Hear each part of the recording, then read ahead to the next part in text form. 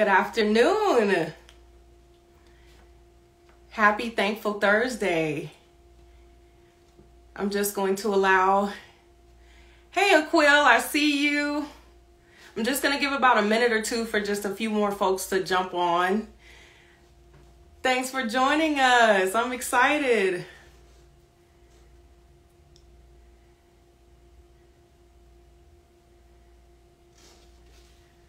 All right.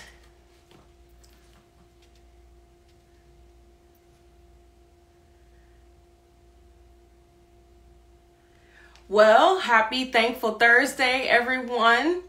Thank you so much for joining us. My name is Yasmin Arrington, aka YazzieSpeaks. I am a 2022 Juvenile Justice Fellow at the Center for Public Justice, and I'm also your host for this ongoing series, Juvenile Probation Transformation. In this series, we're honing in on successful diversion programs. So I'm really excited for today's guest and for our conversation today. The Center for Public Justice, aka CPJ, is a national nonpartisan Christian public policy and civic engagement organization. Our mission is to equip citizens, develop leaders, and shape policy in pursuit of our purpose to serve God, advance justice, and transform public life. CPJ works on a variety of public policy issues, including criminal and juvenile justice reform. CPJ believes that faith-based organizations and houses of worship are critical to this work, and CPJ is invested in inspiring and educating and equipping such institutions to be a part of transforming youth probation or juvenile probation in their own communities. For this CPJ Juvenile Probation Transformation IG Live series and upcoming virtual convening, we are honing in and highlighting the stories, perspectives, and voices of faith and community leaders who are doing impactful diversion work with youth across the country. Diversion, or the act of diverting, simply put, is providing opportunities for youth to have alternatives to experiencing the embarrassment and the criminalization of court trials, incarceration, and probation, and also providing direct services such as mental health supports, mentoring, and job training opportunities to youth and their families to help positively change the trajectory of their lives and their families for generations to come. So thank you so much for joining us. I see some more folks have joined us. Hello, Art. Hello, Mary. I think that's Emily. How you doing? So today, our esteemed guest is Mr. Aquil Crooks. Aquil is the program supervisor of the Juvenile Review Board, or JRB, and Raya Sapp's Street Safe Bridgeport, Connecticut. So I'm going to go ahead and bring on Aquil to the screen. One moment for me, please.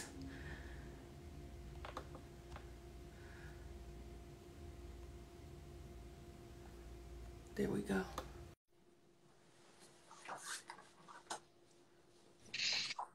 Aquil. Hello, good afternoon. How you doing, my brother? Good afternoon. I'm doing fine, and yourself? Oh, pretty good, pretty good. Thank you so much for joining us. No problem. No problem. It's a pleasure. It is a pleasure. Absolutely. Well, you ready to just jump into it?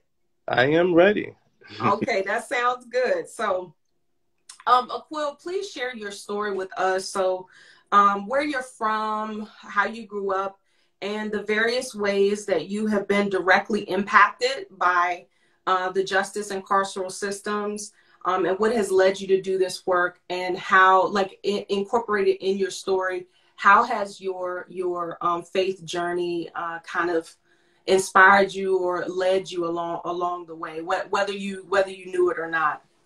I would say this, that I'm gonna start off with, my faith has gotten me through every dark hole and every bright light that I have encountered. I was raised by a church family. to say. My mother was a teen mom. I was born and raised in Bridgeport, Connecticut. My father actually has been incarcerated for 26 years. He actually will be in 6 days. Oh, wow. So Oh, he'll be wow. in 6 days. He'll be deported back to Jamaica. I see. Um, And we're sending up prayers for you and your family. You know, I know how that, you know, it's exciting, but you know, everybody's scared and nervous and doesn't know what to do. So I feel you. I feel you on that. Yeah, so it's given a lot of mixed emotions where, you know, we're happy that he's coming home, but it's like, you know, what's to be expected. And then the distance. I mean, now he's actually incarcerated in Connecticut. So although he's incarcerated, he's here. So now when he's free, he'll be deported to another country where he will not be able to come here. Even the phone call settings will be different. I mean, but the blessing is he'll be free. But I typically, when you think about the TV show, I grew up in it. I mean, to be, my mother was a young mom. My father, like I said, he was incarcerated young. My grandmother was addicted to crack cocaine for quite some time up until I was about 4 or 5 years old. My grandfather was the drug dealer. So well, and their parents came from the South dealing with slavery and segregation. So they came here and they all moved to a project called Father Panic Village, and that's essentially where I was born at. And throughout my life, I would say that I have been a part of the streets since birth. My entire childhood was I was in the street. My mother, like I said, she was a young mom. She did everything that she could do for me, and gave me everything that she could. But the expectations of a kid raising a kid, you know, that leads you down a slippery slope. But throughout my life, as I was growing up, my mother was shot in the lung. My uncles, I had a couple of uncles, they were in federal prison most of my life. A part of being a male in my family, you either had to do heroin or be in jail. So my expectations and my limits in life were already set for me. And throughout my life, I was okay with that. Like, I knew, like, when I went to jail, I was like, all right, this is the first one. And then, like, I'm going to jail in the process as I'm dealing with the people because I got indicted. In the process, like I said, I grew up, I ended up getting some state charges, racketeering. And in that process, there was about 17 of us who were arrested. And as you know, we're talking and we're trying to figure out what's going on. I'm like, well, I'm about to take 5 years. That, you know, that's just in my mind. Like, I was okay with that. That was the deal. Like, hey, not to say that I was showboating, but I already had my fate set. Like, I knew that I'm going to be going back and forth. I was okay with giving my life to prison. Like, I was going to do my life on installment plans. I'm like, I'm not going to do anything too outrageous, but I'm going to come outside, I'm going to sell a little bit of drugs. Because in my household, to survive, that was the way to survive. If you didn't sell drugs, you know, how was you going to eat? And so there, like, you know, I always was taught that there's two different worlds. And granted, I thought, I mean, in our world, we were on top of it, but we were in the hood. Like, you know, we're on top of the world because we think we're on top of the world because we're selling drugs. So because we're the drug dealers, we're on top of the world. We're doing better than everyone else. But in all reality, we're at the bottom of the real world. Where it matters when things really count. We're at the bottom.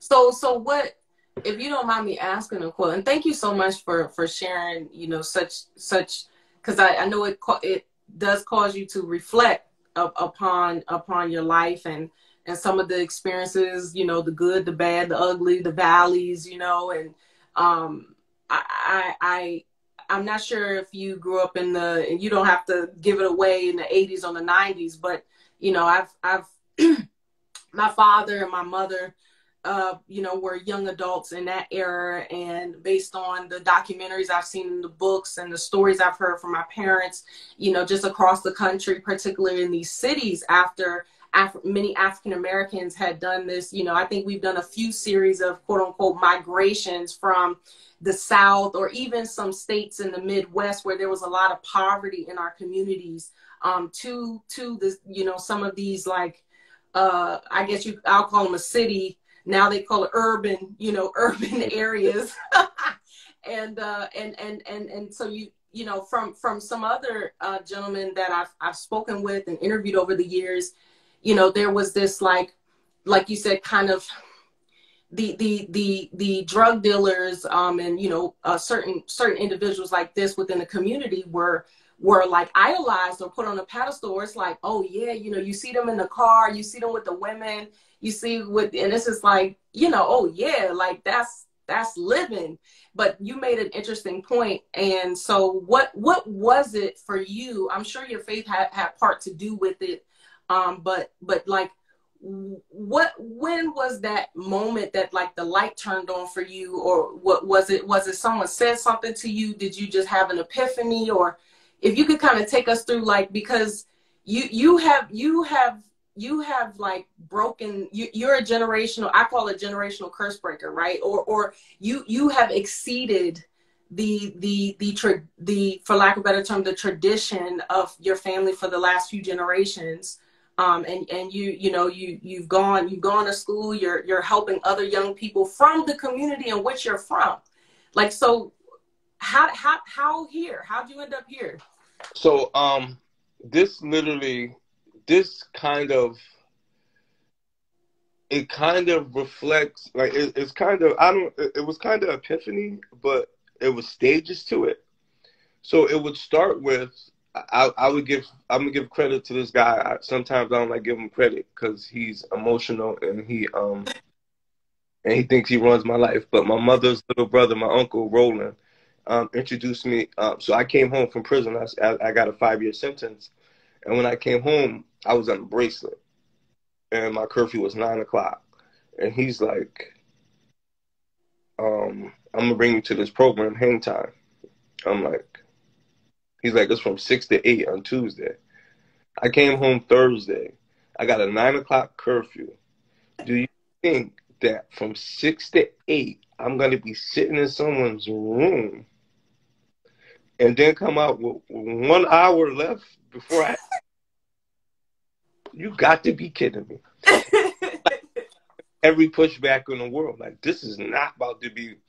Because in my head, though, when I came home, I thought about it. I'm like, I'm not going to jump right back in the game, because I know from the years of me being in the game that when people come home, it's a different atmosphere. It's a different time. People change, things change. So I was just going to sit back and watch and see what was going on before I made my grand move.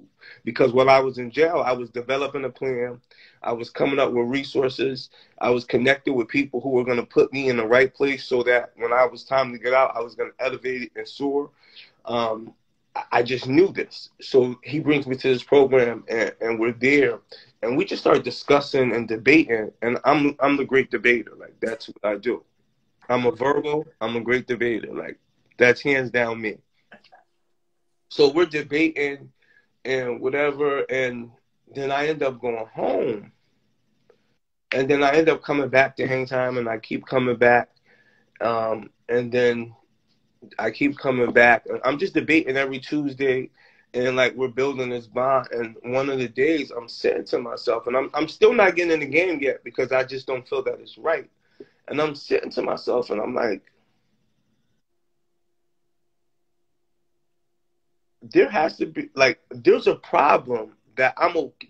There's something has to be wrong with me that I'm okay with serving my life on installment plans to prison. Like, in my head, I'm like, there has to be something wrong with me for that to be for me to be okay with that. And it was just like, nah, that can't be okay. And then I went with like, just give me a couple more seconds, a couple more weeks of not getting in the game, and kind of build and trying to build character. And then in the process of that, my uncle, he was at the time a public ally.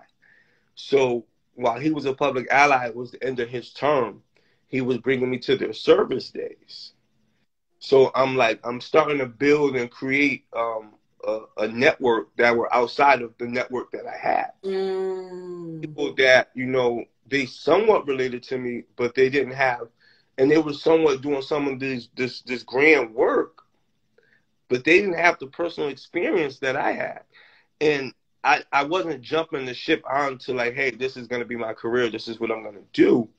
But in my mind, I just had to, like, I wanted to play that role. Like, I wanted to try that role because I've seen and know what the role was, what the destination of the role that I was going to take. I already knew where that was going to go.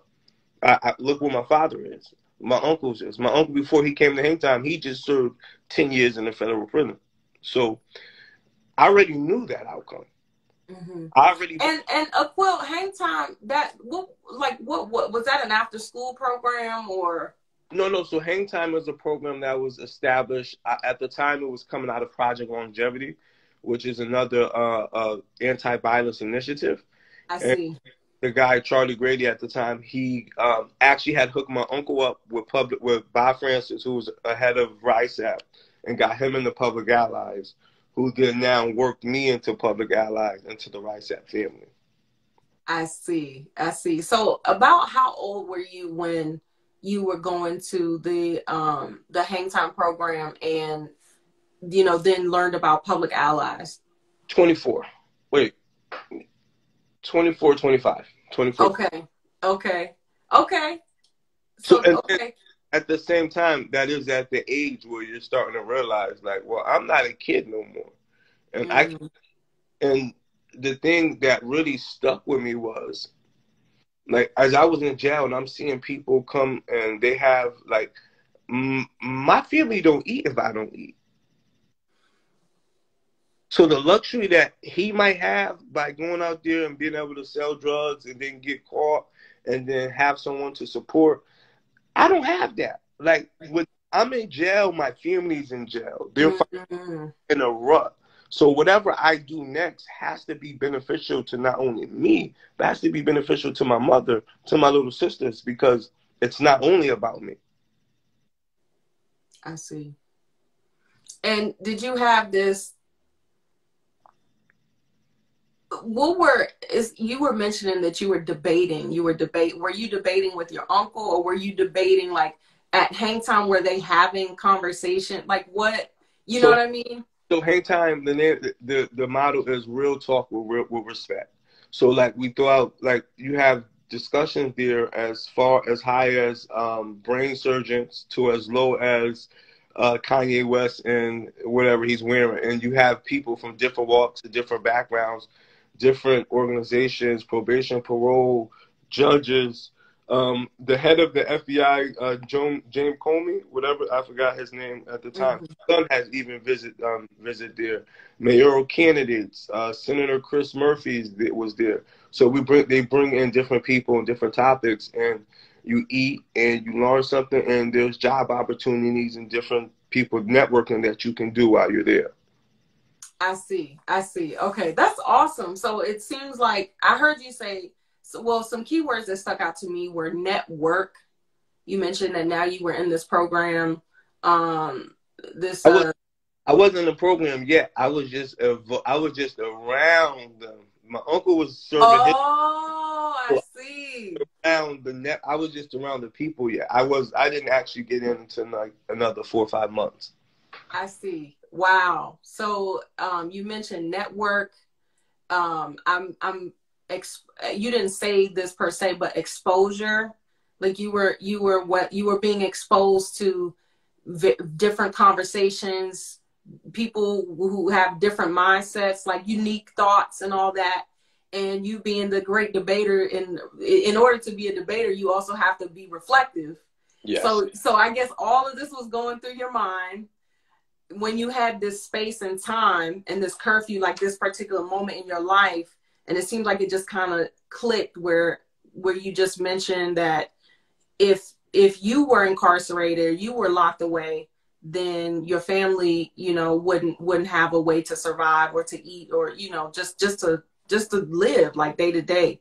And that's really powerful. So how where I guess we're at where you learned about public allies, and you were going to some of their community service activities and things like what.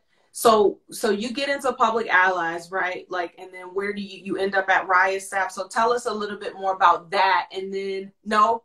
I'm. It was it was just as rough. I'm gonna tell you. My prison. I'm gonna say this. My prison sentence was rough. Like my first, for me to be in jail, my first time, my first 3 months, I was in segregation. So 23 hours a day, I was in a cell by myself. Wow. So that was the rough. Now, I say that to say public allies was a rough start for me as well. Because I interviewed and I had their criminal record, it was kind of hard to place me.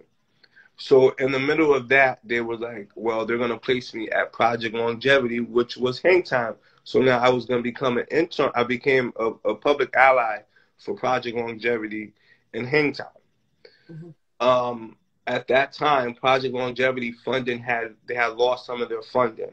So they weren't able to cut the bill. So then that left me without a placement. So now I'm back to now I have a placement. I already had started. They were like, well, if nothing happens in 2 weeks, you're just cut out. So wow.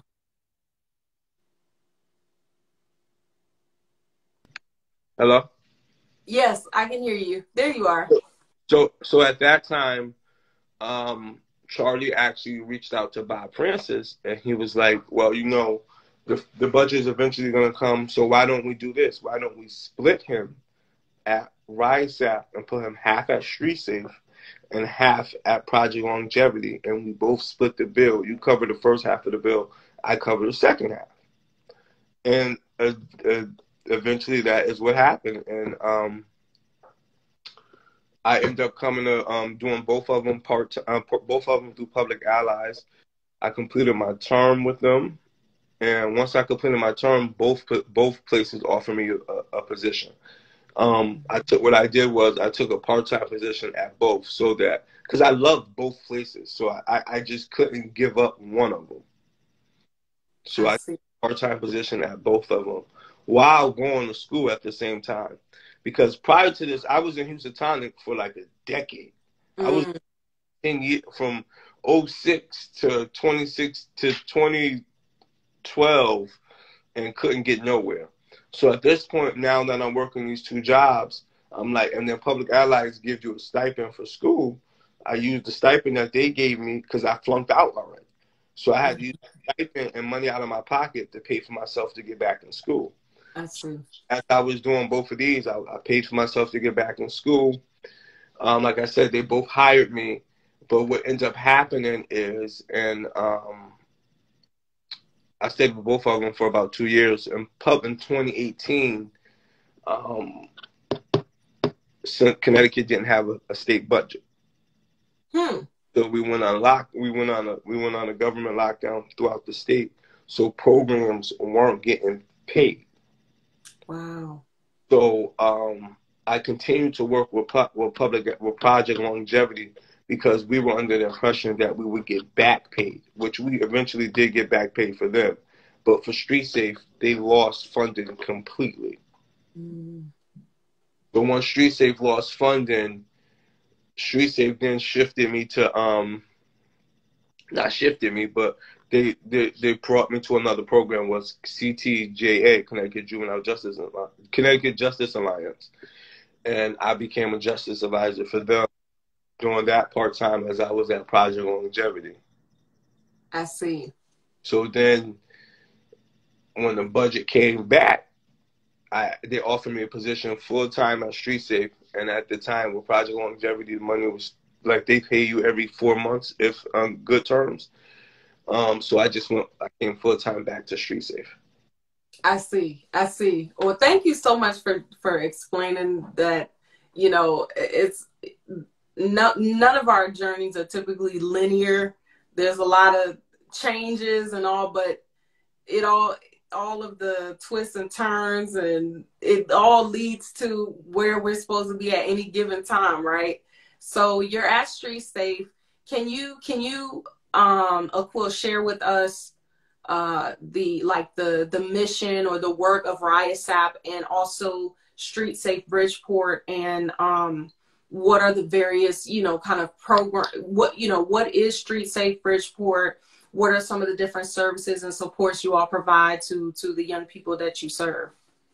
So RISAP, Regional Youth Adult Social Action Partnership, is a program that it's an organization that provides many different services to addiction services, to mental health services. They have basically a truancy program, a job partnership program. Public Allies is also under the RISAP brand. Is also under the RISAP brand. And then we have Street Safe.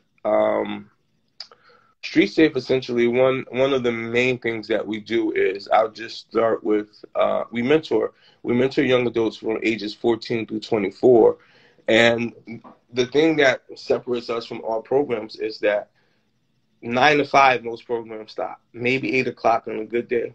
We're 24/7. Like, if our kid calls us at 1 in the morning, we have to be there. At 3 in the morning, 5 p.m., 6 p.m., 7 a.m., it does not matter. Our job is to be there. And, like, I pride myself on this because throughout my life, like I said, there was that male figure who had experience, who would have had experience that could have taught me, and certain hiccups and certain mistakes that I wouldn't have made if someone in this position was there. So one of the things that we're here to make sure that they don't make the same mistakes that we did, because some of them are going through some similar circumstances that we have with not having parents, not having fathers or mothers.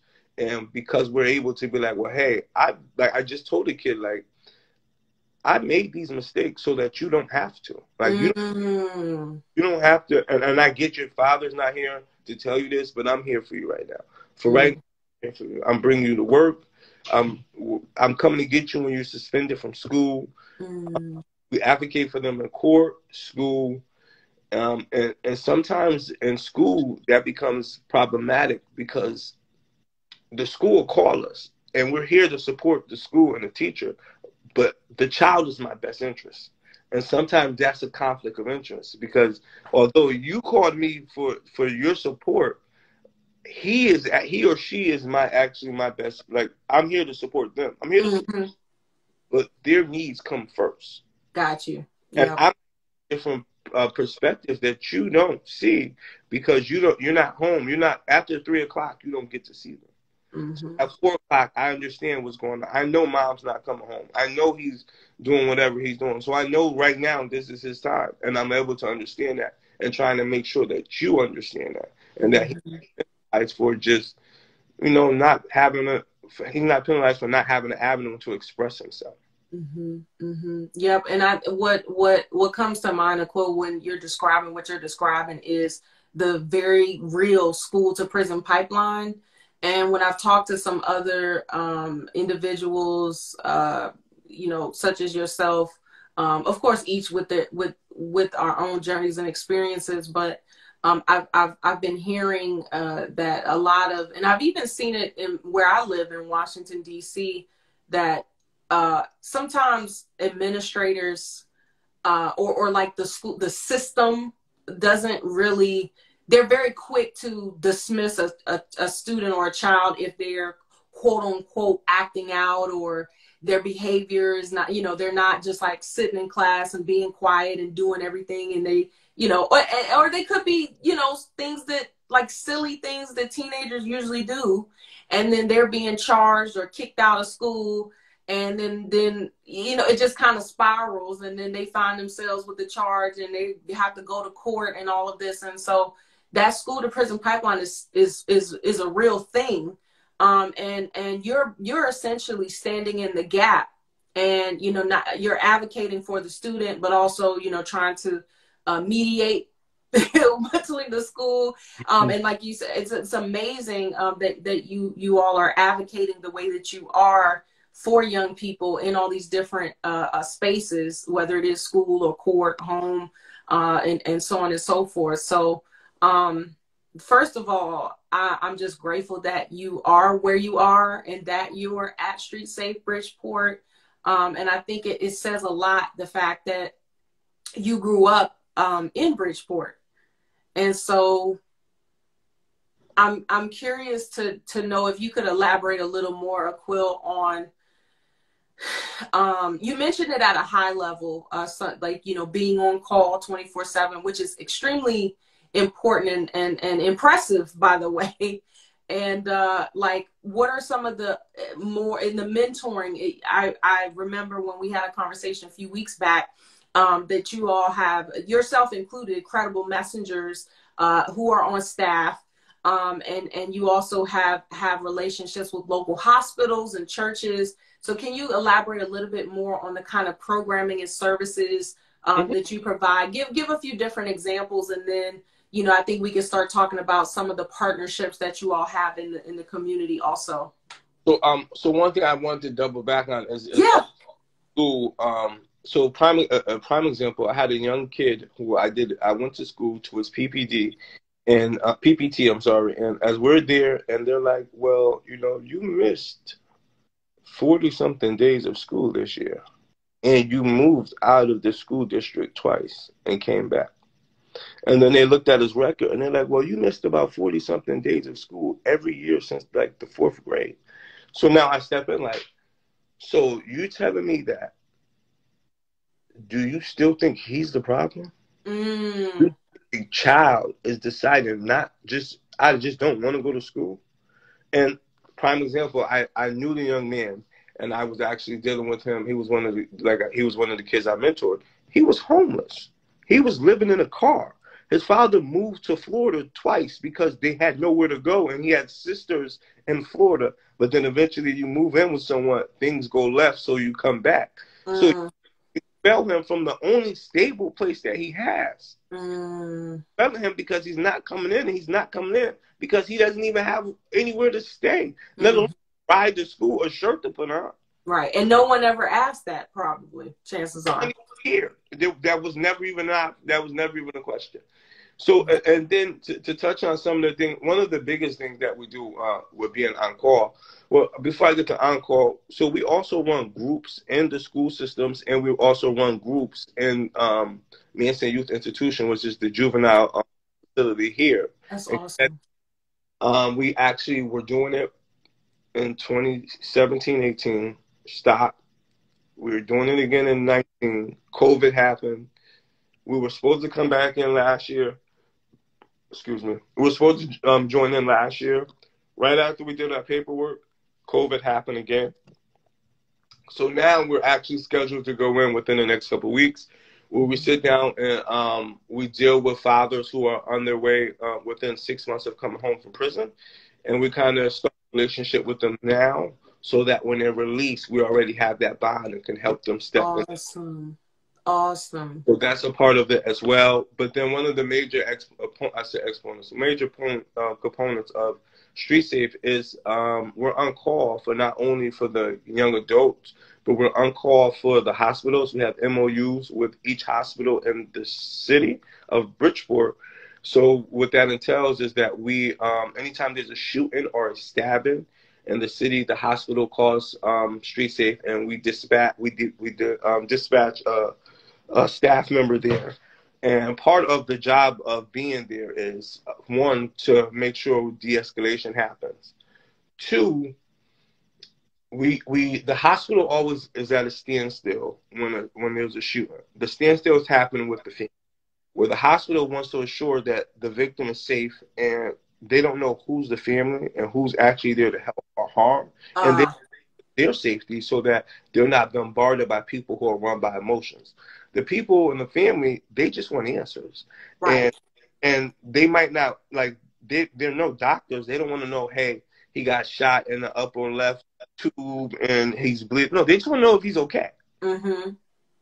And it seems like they were at a standstill to where now that creates a problem where now the hospital have to call the police, and now the police have to arrest someone who's already gone through a traumatic event. So now that brings us. So we're able to come in and create that peace and create that solution for the two, to where now the hospitals don't have to feel like, they can feel safe. Like, they literally feel safe that we're there. And the people in the community are happy that we're there because we can give them some of the answers that they want. We can tell them, hey, if you stand over there, you know, they'll give us whatever you need to know. If you leave, they'll let the mom in. A lot of times we're at the hospital, and the hospital guy's like, well, who's the mom? Everyone's the aunt, everybody's the uncle, everyone's a brother. Well, the good thing about us and the community that we live in, typically each outreach worker is from a side of town in this community. Mm-hmm. So if not from, we're from multiple sides of town, to where eventually we would know someone who have gotten shot. It's very rarely that none of us know a victim that's shown up to Bridgeport, unless from Bridgeport. So we're able to tap in and tell them, like, well, hey, here goes the mom. We're going to bring the mom here to you so that you can give her the information. And the rest of the family will leave if you allow the mom to get in, because that's the only person who really wants to get in and needs to get the in. And she can relate to everyone else. So that is like one of the essential things. And then part of not only with de-escalation, we also provide, if they're within our age range, which is 14 to 24, we also provide support. And later, you know, if there's anything that they need, they, like, you know, we have gone as far as getting people connected with victims advocates, and them fill out the paperwork. There's times, though, the real unique and I would say the most difficult part of this job, the most rewarding is getting to the hospital. And to me, the most rewarding is just, it's kind of a tie. The most rewarding is watching someone who I've seen not have it, get it. Like, not even to see them succeed yet, just to see it click in their head.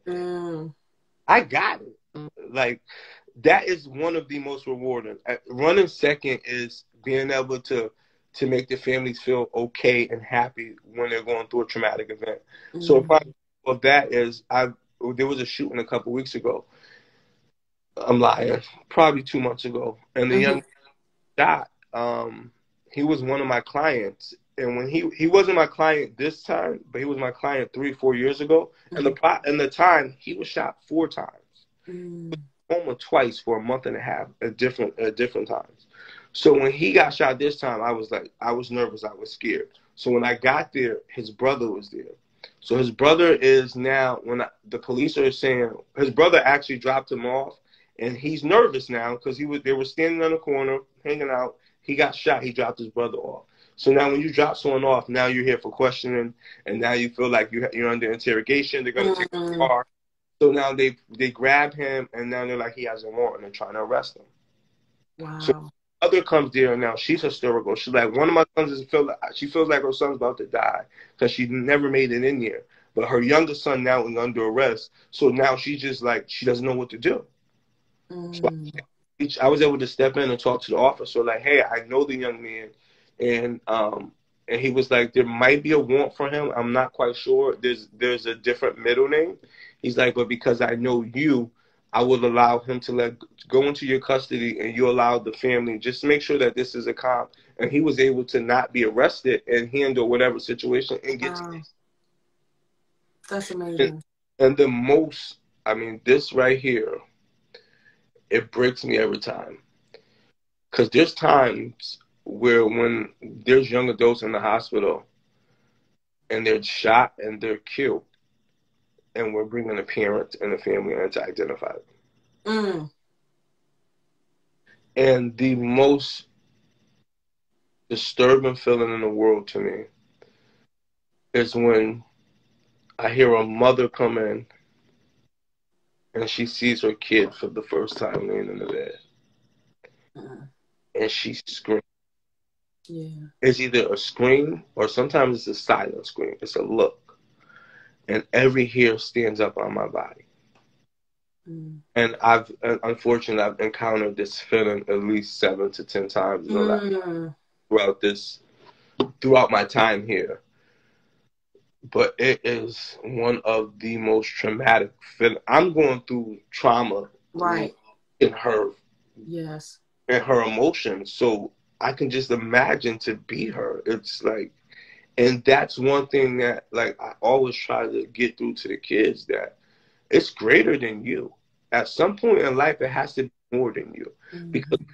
Eve here, the people who gonna hurt the most are your parents, your siblings. I don't care what they have done to you in your life. I don't care whatever problems y'all ever had. I don't care whatever disagreement you have. These are gonna be the people that are gonna be the most in pain. And for you, you have to like. I almost urge that every kid sees parents go through something like this. Not their own parent, but and not to say that I'm wishing that this occurs and keeps going, but as it's occurring, I wish that these kids see these parents go through that and think like, hey, do I want my mother to feel like that? Right. Right. Because Right. that's a feeling that it's gonna forever be a void. And I was talking to a parent and she said the realest thing to me, because at one point we were actually throughout the city, we had a side of town beef, and it had got to a point where parents were getting involved. So we tried to have an event or have a situation where we have different parents coming into play. And these parents actually, one of them might have been killed by this person's kid or whatever. And the lady said, like, I'm gonna be real with you. Today I'm okay, but tomorrow I might not be. Mm. Day after that, I might not be. I can't promise you that I'm gonna always come here and give you everything, because I don't know what I wake up with, what I'm gonna wake up with, Wow. Mm. what's left in me. I see. So, Aquil, I thank you. I mean, this is it's you. The work is really heavy, and that's probably an understatement. Um, how how does Street Safe, like when you have these sort of um traumatic, very sad experiences, how does Street Safe, or you all, like as staff, as colleagues, support one another, as you're going through these experiences yourself, because you all very much become, I'm sure in many instances, a part of the young people who you've served over the years, become a part of their family, or at least definitely their close network. You all may not talk all the time, but once you've become a part of the fabric of their lives, you're a part of their lives. So how, and so it's like you're also grieving as well, when you lose someone, who you've mentored, who has come through your doors, right, and their family. So how is there any services or therapy or counseling or anything like that, to support you all, and then as well as the parents? So we are encouraged to seek therapists and counselors with through our insurance, but we do have different agencies and things that we do connect parents and family members with who are going through traumatic events like that. Even the young adults will partner with different organizations like LifeBridge and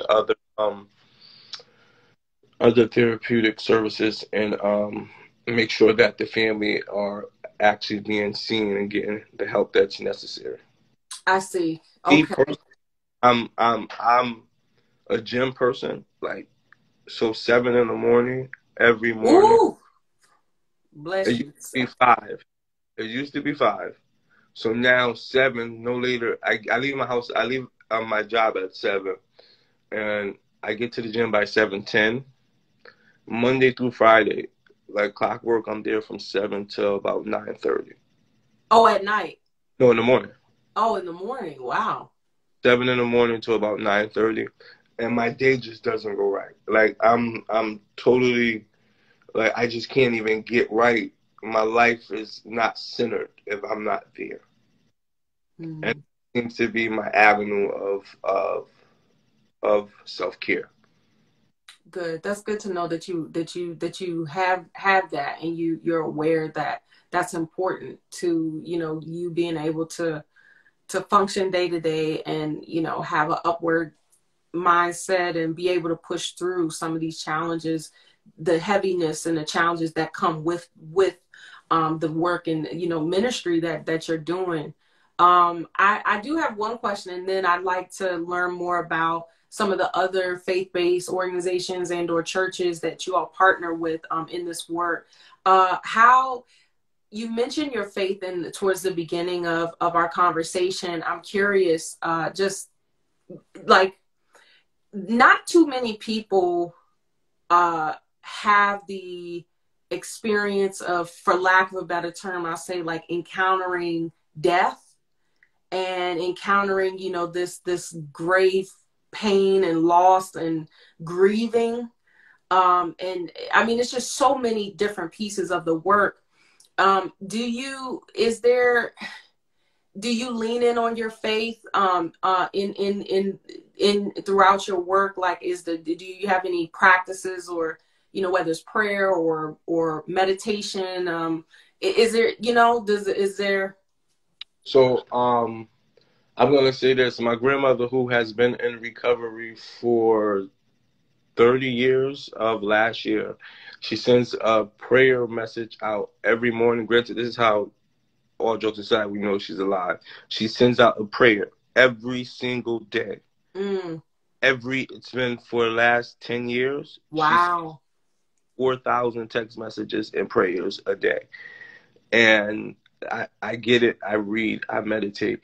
And the reason, like, she's always sent me prayers and always pray. Let me rephrase that. It's not even my faith that got me to where I'm at.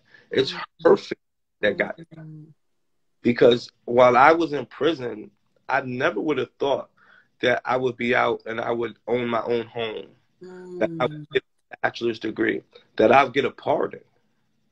These are that literally, whenever, like, her faith gets me through everything. Like, granted, I go to church. I'll be honest, I haven't been to church in the last year. But prior to the pandemic, you would at least get me once a month. At least once a month. That's good. That's good for a millennial. That's great. But now it's virtual church anyway. So, but we are the church. We are the church. Grandma don't play that. My grandmother would pick me up, ride around everybody off the street and say, "Get in the car, we going." My grandma, oh my goodness, yeah, my grandma was the same. Yep, every Sunday. So, like, next Sunday they're having Men's Day. She's like, "I'm calling. You need to get all the guys. The going to get the guys. Everyone's coming to." So, yep, that's really right. That's faith has tremendously brought me to where I'm at today, and her teachings in the Lord and teaching me how to believe in God and giving my glory to God, because there's certain things that I don't think I would be able to achieve had there not been a power greater than myself. Wow. There's this, I don't know if you, Aquil, have heard of Bill Withers, but he has this song called Grandma's Hands. Beautiful. It's an old school song. But everything that you've said about your grandmother, it resonates with me, about my own grandmother, because it was many times, and still, her faith and her Christian journey, and just her prayers, intercessory prayers that I didn't even know she was praying, that got me through things. And so those just seeing her diligence in church and, like, serving people inside of the church house, outside of the church, and not expecting anything in return, struggling and to put food on the table, but that her faith, never faltered. And as a result, like you, I think, well, my great grandfather, and she owned a home, but me owning a home is almost sort of unimaginable, right? And having doing work for other young people who have incarcerated parents. So everything that you say resonates. Wow, this is great. I lived in Section 8 housing my entire life. Like, so to be in a home, I'm like, this is like literally. So people can call me, right, and like they'll ask me for money and ask me for stuff. I always call my grandmother, and she's like, "Did God tell you to give it to you?" Mm. I'm like, "He did." So she's like, "Well, why are you on the phone with me?" Right. I love it. I love it. I love it. And so speaking of grandmothers and churches and prayers, I know that there's in our last conversation, you mentioned a church that you all partner with. Can you share what the name of the church and or any other faith-based organizations you all work with, and is there any, like, what do those partnerships entail? Do they open up their space for you all, or help like with drives, like clothing drives or anything like that?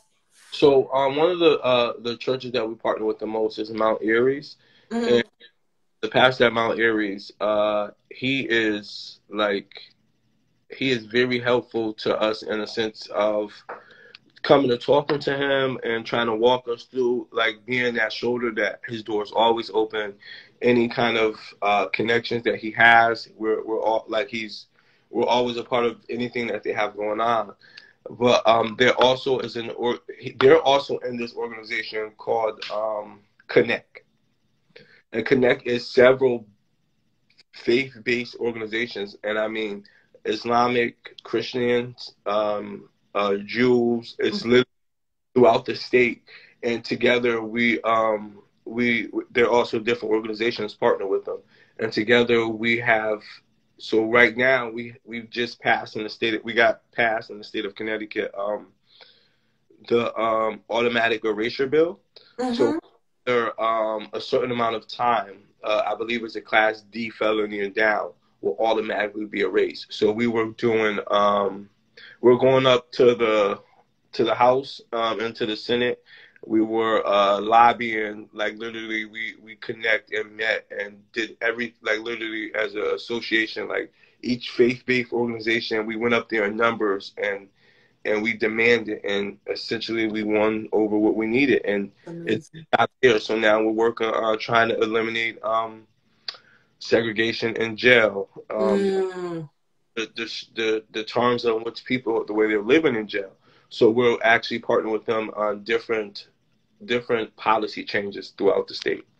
That's phenomenal. That is phenomenal. CPJ is a Christian civic engagement and public policy reform organization. So everything you mentioned is in alignment with who CPJ is, and it's just encouraging to hear that there are still faith-based leaders who are at the forefront of public policy reform for young people, for directly impacted individuals, incarcerated, formerly incarcerated, young people who have been charged in or through probation.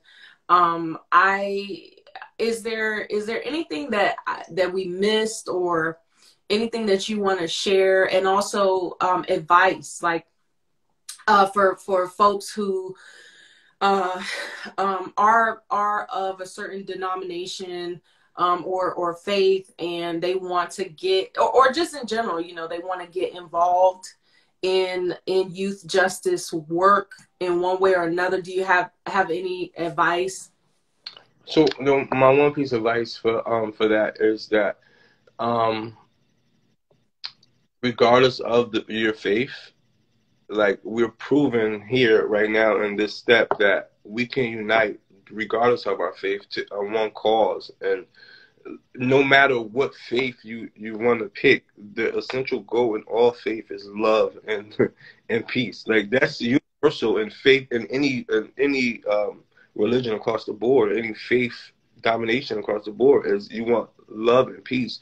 No one go through any extremes, and just be willing to work with anyone. And we have to do that also within organizations, where we have to put down our barriers and just say, hey, I'm gonna just partner with him or work with him, and I believe the churches and the faith-based organization needs to do that as well. Thank you for that, Aquil.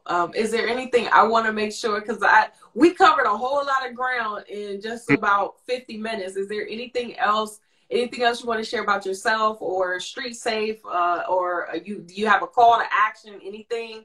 I don't want to miss anything. So actually right now we're actually working on, so about, what we going, 2 weeks ago we had a, so we have an uptick in shootings. Granted, it's the summertime, so that's what happened in the summer. We had 3 shootings and 1 stabbing the day before yesterday. We had 2 murders happen about 2 to 3 weeks ago. And so because of that, last week we had a prayer vigil at City Hall Annex, where we invited all faith-based organizations, to come down to the city, to City Hall Annex, a centralized location, and come there, and we wanted to just pray for the city as a whole. Like, we did that, and that stemmed off to leading us to trying to gather as many men and women, majority men, and not to say women aren't invited, but the reason why we keep saying men is because the women have held it down for so long, and it's us who haven't done our part. So now I feel like it's time for them to take the seat back and just watch and let us do the fight for them. To gather at least 30 to 40. The goal was 100, but it was short notice. We gathered at least 30 to 40. We went out to here, and we walked through there on bullhorns with resources, saying that, hey, we're here to help you. Like, we're here. Enough is enough. We had some political leaders there with us, and the goal is now that we're not just stopping in that place, but not this week, but next week we're going to hit another side of town, and the following week another side of town. So the goal is to hit every side of town to let these people know that we're here for you. We're here to make sure that that you have all the resources that is needed for you guys to succeed. So that is in the works. The flyers and stuff will be coming out, so that will be posted on our Instagram and Facebook as well. Awesome. And Aquil, can you share with us Street Safe, where we can find Street Safe online and social media also? Yeah, so on social media, on Facebook is Street Safe Bridgeport. On Instagram is Street Safe Bridgeport. And on online, we have our website up. It's www.streetsafebridgeport.org. I love it. I love it. Aquil, thank you. Thank you. God bless you, brother. God bless you in your work and everything you represent. You're such a bright, shining light. And I know it's not always easy, but you make it look easy. And you just have such a great spirit, So I appreciate you sharing and taking this time. And I hope you don't mind, but this isn't the last time we'll be seeing each other. So, yeah. All right.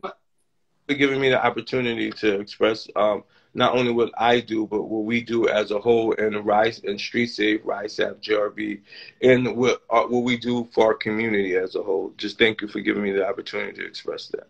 Absolutely. Absolutely. All right now. Well, Aquil, you take care of yourself. Stay well, and I'll see you soon. All right. All right. Thank you. Wow. Oh, that was so good. Aquil that was so phenomenal. Just humbling. Aquil has such a powerful story, and that's one of my favorite parts of this series, and having the opportunity to have these conversations and ask questions. The individuals that we have interviewed thus far, Aquil, Mary, Shantea, and we've got another great guest coming up next Thursday. So I hope that you're enjoying this series and that you're learning just as much as I am and being inspired and encouraged. So once again, I just want to thank you, Aquil, for sharing your personal story and faith journey, and the work that you're doing at Street Safe Bridgeport, also, and some of the amazing faith-based partnerships that you all have developed and are continuing to cultivate.